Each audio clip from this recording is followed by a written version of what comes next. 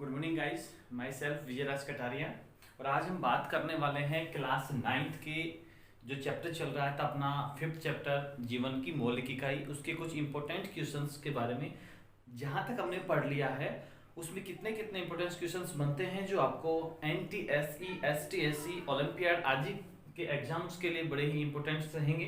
तो कुछ क्वेश्चंस जो है मेनली जो इंपॉर्टेंट हो सकते हैं आपके लिए, उनके बारे में डिस्कशन करने वाले हैं। लेसन अपना था 5th और लेसन का नाम था जीवन की मौलिक इकाई। जीवन की मौलिक इकाई, ओके गाइस। और ये लेसन हम साइंस में कक्षा 9 का पढ़ रहे हैं और आज हम बात करेंगे कक्षा 9 के लेसन 5 जीवन की मौलिक इकाई में कौन कौन से इंपॉर्टेंट क्वेश्चंस हैं जो हम आज स्टडी करने वाले हैं, उनके बारे में डिस्कशन करने वाले हैं। ये जो क्वेश्चंस मैं आपके सामने डिस्कशन करूंगा ये 9th क्लास से लेके हायर क्लास जो आपकी होगी, जैसे कोई बच्चे डॉक्टर बनना चाहते हैं, कोई IAS, कोई IPS, उन सभी का अपना एक गोल हो जाएगा। जैसे 10th क्लास को पास कर लेंगे उस बेस के हिसाब से 10th में बोर्ड की क्लास के लिए भी, साथ में जो बच्चे NTSE और STSE, साथ में ओलंपियाड, इन सभी के एग्जाम देते हैं उनके लिए मैं कुछ क्वेश्चंस यहाँ पर सोल्व करवाने वाला हूँ। तो पहला क्वेश्चन हमारा ये रहेगा कि जीव विज्ञान जो है, जीव विज्ञान का जनक किसे कहा जाता है? जीव विज्ञान का जनक बड़ा ही महत्वपूर्ण क्वेश्चन है 9th, 10th, 11th, 12th और नीट के लिए। पहला क्वेश्चन क्या है? जीव विज्ञान का जनक किसे कहा जाता है? तो जीव विज्ञान का जनक अरस्तु को कहा जाता है और ये समय रहा होगा लगभग 400 BC पूर्व का समय है।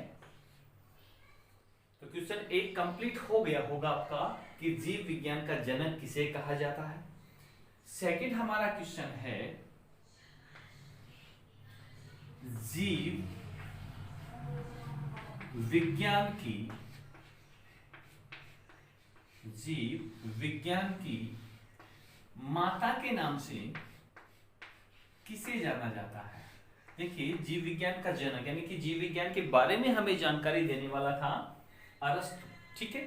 साथ में हमने दूसरा क्वेश्चन क्या रखा है यहाँ पर कि जीव विज्ञान की माता किसे कहा गया है, कि मदर ऑफ बायोलॉजी। तो जीव विज्ञान की माता के बारे में भी हम यहाँ पर डिस्कशन कर लेते हैं। तो उनका नाम है Maria Sibylla Merian.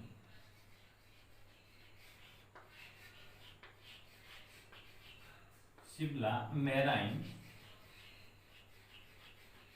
Okay guys.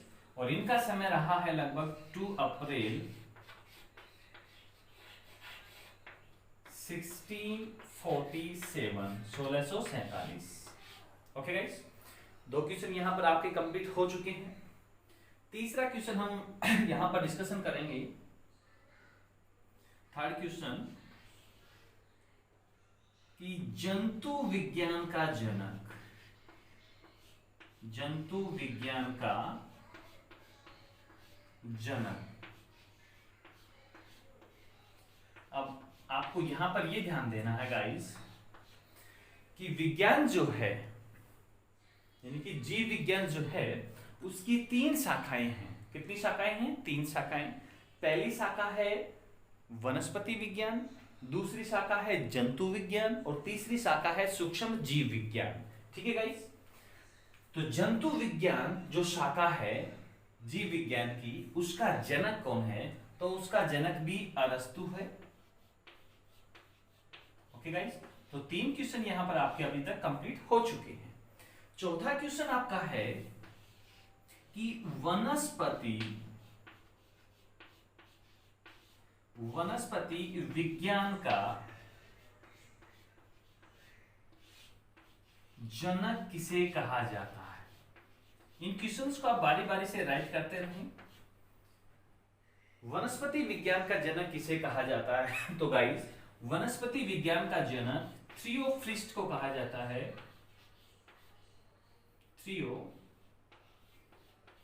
थियोफ्रिस्टस को कहा जाता है। और ये समय लगभग रहा होगा इनका 371 बीसी पूर्व का ये समय है। तो थियोफास्ट को वनस्पति विज्ञान का जनक कहा जाता है। पांचवें क्वेश्चन की हम बात कर लेते हैं, जो अपने जीव विज्ञान की तीसरी शाखा है, सूक्ष्म जीव विज्ञान। सूक्ष्म जीव विज्ञान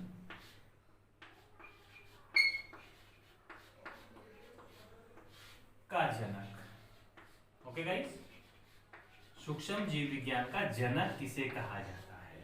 तो सूक्ष्म जीव विज्ञान का जनक, मैं थोड़ा आपको हिंट दे देता हूं कि जिन्होंने जीवित कोशिकाओं की खोज की थी उन्हें ही सूक्ष्म जीव विज्ञान का जनक कहा जाता है। तो आप अनुमान लगाइए, दिमाग को काम में लीजिए कि जीवित कोशिकाओं की खोज किसने और कब करी थी। ठीक है, उन्हीं को सूक्ष्म जीव विज्ञान का पिता कहा जाता है। तो देखिए, उनका नाम है Anton van Leeuwenhoek.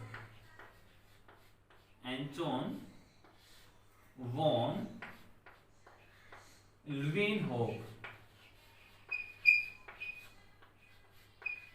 Okay guys, अब मैं इनके बारे में आपको बता देता हूं कि इनका जन्म 24 अक्टूबर 1632 में हुआ था तथा इनकी मृत्यु 26 अगस्त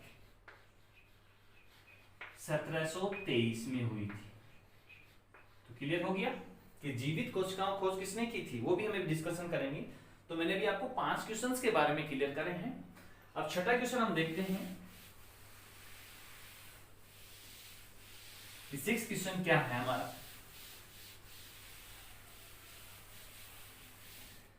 6 क्वेश्चन हमारा है कोशिका की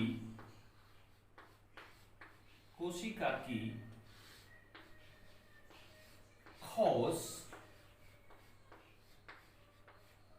किसने की?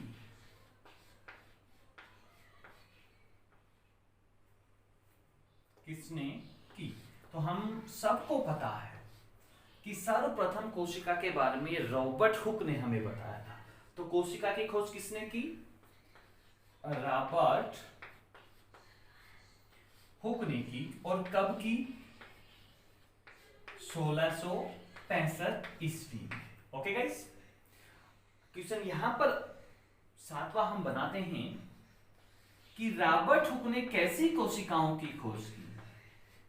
रॉबर्ट हुक ने जो कोशिकाएं देखी थी वो कैसी थी? रॉबर्ट हुक ने कैसी कोशिकाएं देखी? कैसी कोशिकाएं स्वयं के सूक्ष्मदर्शी से, खुद के द्वारा बनाया गया सूक्ष्मदर्शी था। तो रॉबर्ट हुक ने कैसी कोशिकाएं देखी? तो उन्होंने मृत कोशिकाएं देखी थी। क्या देखी थी? मृत कोशिकाएं, और एक गुच्छे के रूप में देखी थी। और उन्होंने उनको एक खाली कमरे के नाम से संबोधित किया था। अगला हमारा 8वां क्वेश्चन है कि रॉबर्ट हुक ने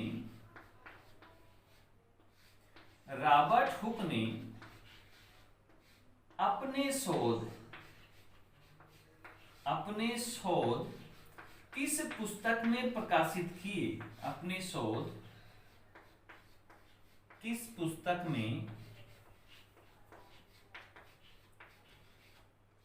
में प्रकाशित किए?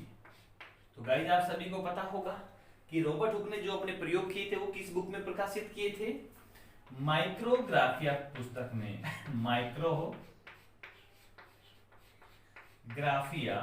नामक पुस्तक में उन्होंने अपने प्रयोगों को प्रकाशित किया था। तो ध्यान रखना, माइक्रोग्राफिया। ठीक है। 9वां क्वेश्चन आपका है कि जीवित कोशिकाओं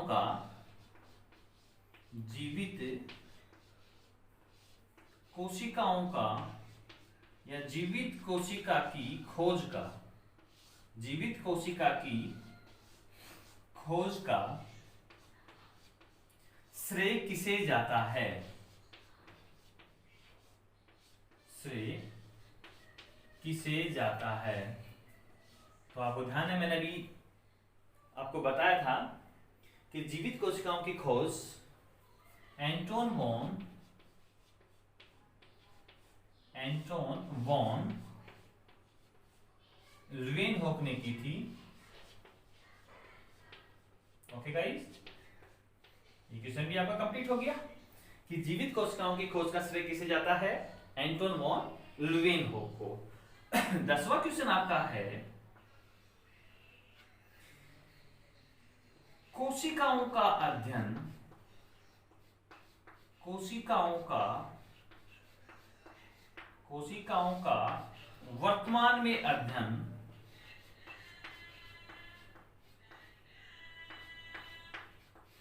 कोशिकाओं का वर्तमान में अध्ययन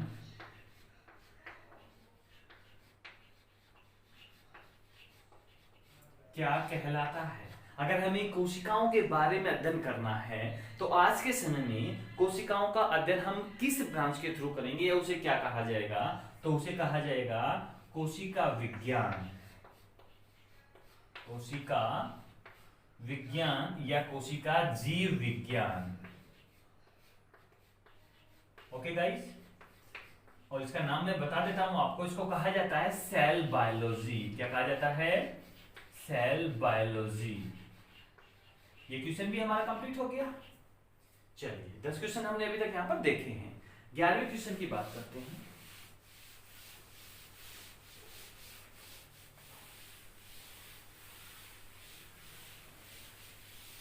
ग्यारहवां हमारा क्वेश्चन है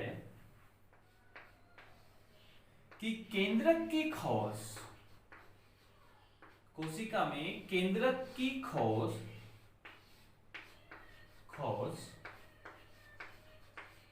किसने की? तो गाइज ये भी इंपॉर्टेंट क्वेश्चन है कि केंद्रक की खोज किसने की। तो केंद्रक की खोज का श्रेय रॉबर्ट ब्राउन को जाता है। ओके गाइज, एक साइंटिस्ट थे रॉबर्ट ब्राउन, उनको जाता है। ठीक है, अगला क्वेश्चन की हम बात करते हैं, क्वेश्चन 12वां क्वेश्चन हमारा है कि जो कोशिका है, कोशिका सिद्धांत की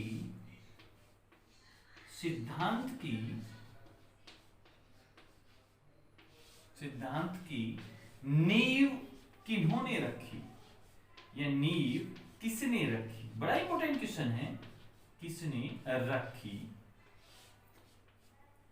कोशिका सिद्धांत की नींव किसने रखी? तो उस साइंटिस्ट का नाम है ड्यूटेरोचैट नामक वैज्ञानिक थे जिन्होंने कोशिका सिद्धांत की नींव रखी। अगला क्वेश्चन हमारा 13वां ये है कि ड्यूटेरोचैट नामक वैज्ञानिक ने, ड्यूटेरोचैट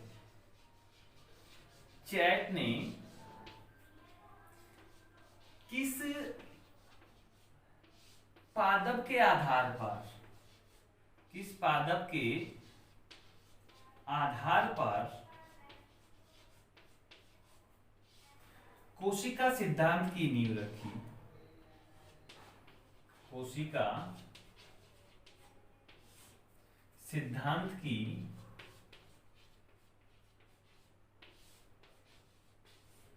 नींव रखी। देखिए गाइस, ड्यूटेरोचैट ने मोमिसा नामक पादप था, कौन सा था? मोमिसा नामक पादप की कोशिकाओं को लिया, उसके ऊपर अध्ययन किया। तो यहां पर मोमिसा पादप के आधार पर, उसमें जो कोशिकाएं थी उसके आधार पर उन्होंने कोशिका सिद्धांत की नींव रखी। क्वेश्चन 14 हम देखते हैं कि कोशिका सिद्धांत दिया किसने या कोशिका सिद्धांत का प्रतिपादन किसने किया? कोशिका सिद्धांत का प्रतिपादन किन वैज्ञानिकों ने किया? ओके गाइस, तो क्वेश्चन समझ में आ गया होगा कि कोशिका सिद्धांत देने वाले वैज्ञानिक कौन कौन से थे। तो कोशिका सिद्धांत दो वैज्ञानिकों ने मिलकर दिया था और दोनों ही डिफरेंट यानी कि अलग अलग फील्ड के थे। पहला वैज्ञानिक था स्लीडन और दूसरा वैज्ञानिक था श्वान। इन दोनों वैज्ञानिक ने सम्मिलित रूप से कोशिका सिद्धांत दिया। ये पादप वनस्पतिज्ञ थे और ये जंतु वनस्पतिज्ञ थे, या ये जंतु वैज्ञानिक थे और वो पादप वैज्ञानिक थे। इन्होंने पादपों पर अध्ययन किया, इन्होंने जंतुओं पर अध्ययन किया, यानी कि इन्होंने पादप कोशिकाओं के आधार पर कोशिका सिद्धांत दिया और उन्होंने जंतु कोशिकाओं में कोशिका सिद्धांत इन दोनों ने मिलकर प्रतिपादित किया। 15वां क्वेश्चन आपका यहां पर आता है कि कोशिका के अंदर भरे हुए तरल पदार्थ को, कोशिका के अंदर भरे तरल पदार्थ को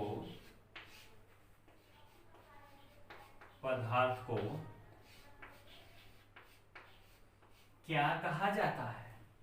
तो कोशिका के अंदर भरे तरल पदार्थ को जीव द्रव कहा जाता है। क्या कहा जाता है? जीव द्रव्य कहा जाता है। अगला क्वेश्चन यहां पर यह आता है 16वां कि जीव द्रव नाम किसने दिया? जीव द्रव्य नाम किसने दिया? ओके गाइस, जीव द्रव नाम किसने दिया? तो जीव द्रव नाम पुरकिंजे ने दिया था और पुरकिंजे के नाम के आधार पर ही हमारे हार्ट में पुरकिंजे फाइबर्स होते हैं। इन्होंने ही और भी बहुत सारी रिसर्चेस की हैं। तो जीव द्रव नाम किसने दिया? पुरकिंजे ने। हमारे 16 क्वेश्चन यहां तक कंप्लीट हो चुके हैं। 17 क्वेश्चन की ओर बढ़ते हैं।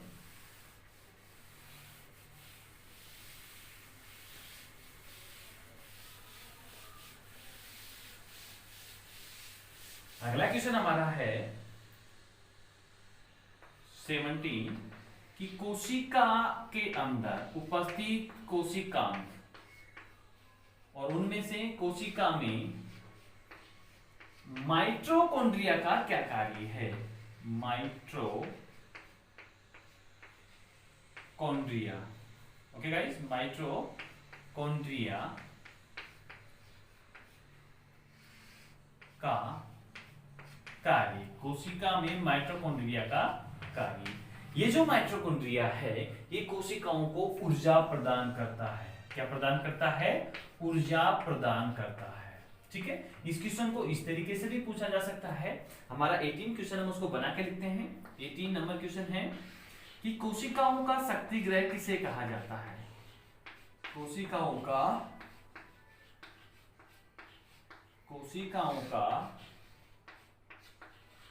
शक्ति ग्रह किसे कहा जाता है? तो कोशिकाओं का शक्ति ग्रह माइटोकॉन्ड्रिया को कहा जाता है। ओके गाइस, कोशिकाओं को शक्ति ग्रह किसे कहा जाता है? माइटोकॉन्ड्रिया को कहा जाता है। 19 क्वेश्चन है कि तंत्रिका कोशिका जो है, तंत्रिका कोशिका की लंबाई, तंत्रिका कोशिका की लंबाई अधिकतम कितनी होती है? अधिकतम कितनी होती है? तो गाइस ध्यान रखना, तंत्रिका कोशिका जो है उसकी अधिकतम लंबाई 90 सेंटीमीटर से 1 मीटर तक होती है। ठीक है, अगला क्वेश्चन हमारा ये है कि किस जीव की, 20वां क्वेश्चन हमारा है कि किस जीव की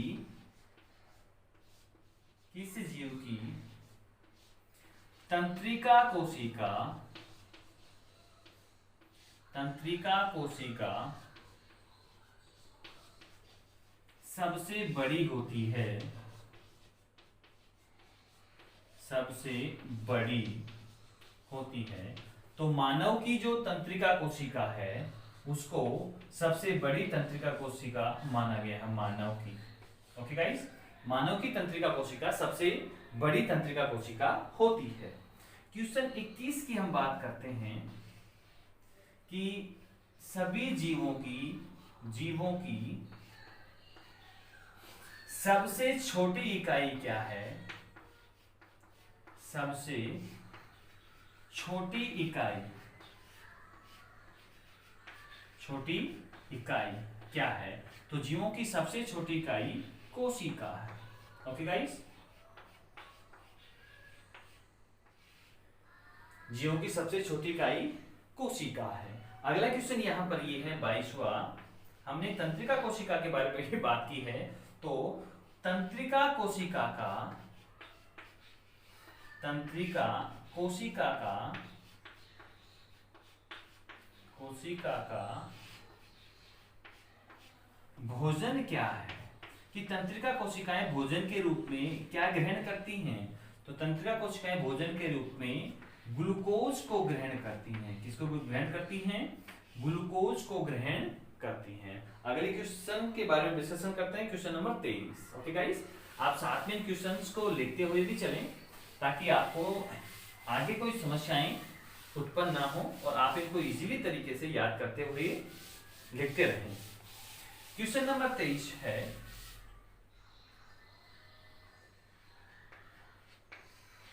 कि शरीर की सभी क्रियाओं पर शरीर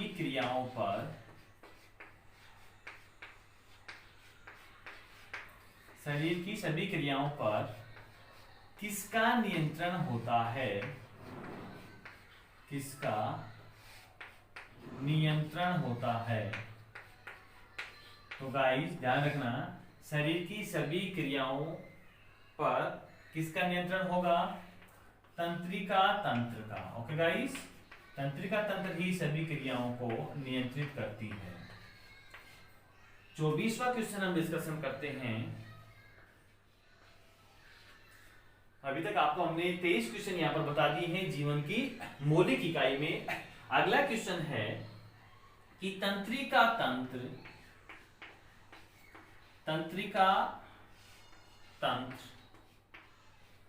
को कितने भागों में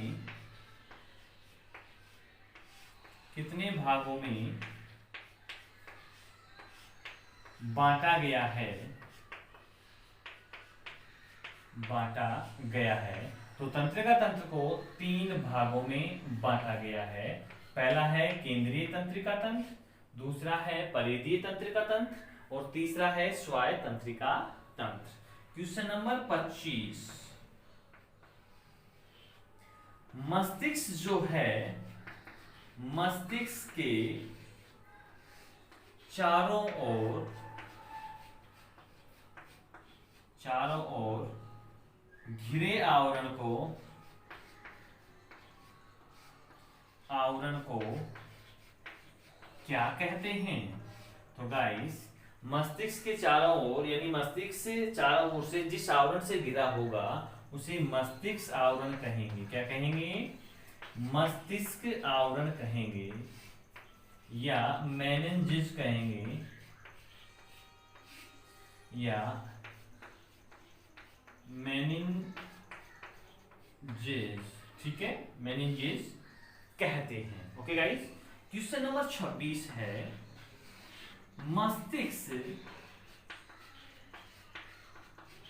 मस्तिष्क को पोषण और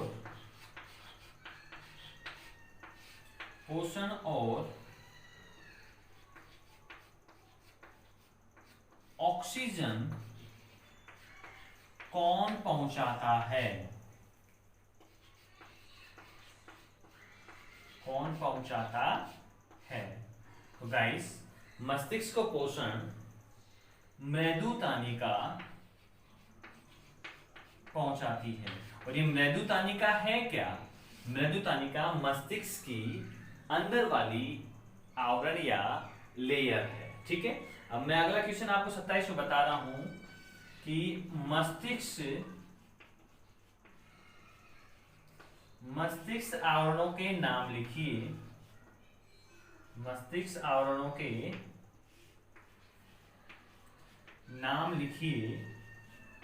तो पहला है दृढ़तानिका, ओके गाइस, दूसरा है जाल तानिका,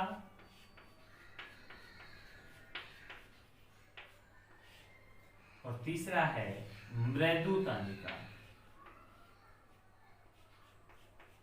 ओके गाइस, ये 3 आवरण हैं जो मस्तिष्क को घेरे हुए रहते हैं। अगला क्वेश्चन है आपका 28वां क्वेश्चन। अब बारी बारी से क्वेश्चंस को लिखते हुए चलें। 28वां क्वेश्चन आपका होगा कि मस्तिष्क में भरे हुए द्रव को, 28वां क्वेश्चन आपका है कि मस्तिष्क में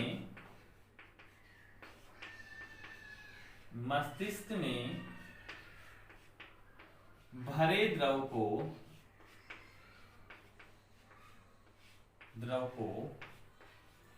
क्या कहते हैं। ओके गाइस, मस्तिष्क के अंदर भरे हुए द्रव को क्या कहा जाता है।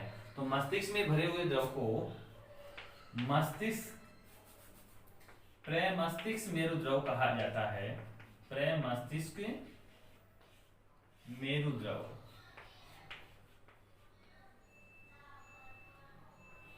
ओके गाइस, क्वेश्चन 28 भी आपका कंप्लीट हो चुका है। अगले क्वेश्चन की बात करते हैं, क्वेश्चन 29। ओके गाइस, मस्तिष्क में प्रमस्तिष्क मेरु द्रव की, मस्तिष्क में प्रमस्तिष्क मेरु द्रव की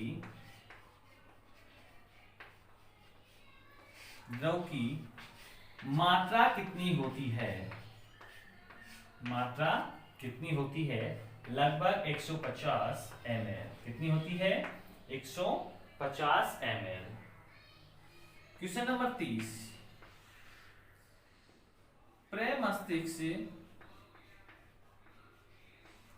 प्रमस्तिष्क मेरु द्रव को क्या कहा जाता है। प्रमस्तिष्क मेरु द्रव को क्या कहा जाता है। तो CSF कहा जाता है प्रमस्तिष्क मेरु द्रव को। ठीक है, cerebro spinal fluid. Okay guys, तो हमने यहाँ पर 30 क्वेश्चनों के बारे में नॉर्मली यहाँ पर हमें डिस्कशन किया है।